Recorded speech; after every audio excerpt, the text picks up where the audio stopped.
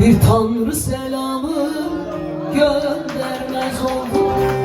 Sana selam saldı, al benden olsun. El halim soruyor, sen gelmez oldun. Sen zehir sunsan da yar, al benden olsun.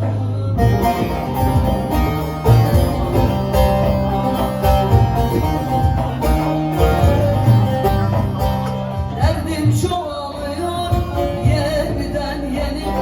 Gün geçtikçe daha özledim seni. Gönlüm razı olur yar yar ararsan beni. Gel desen gelirim, yol benden olsun.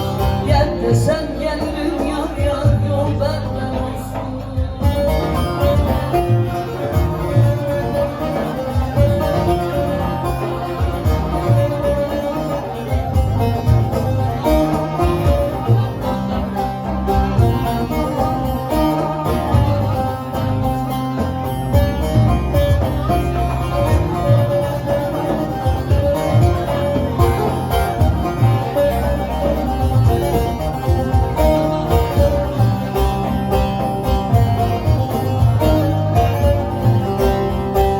Seninle konuşmak firkat dediler.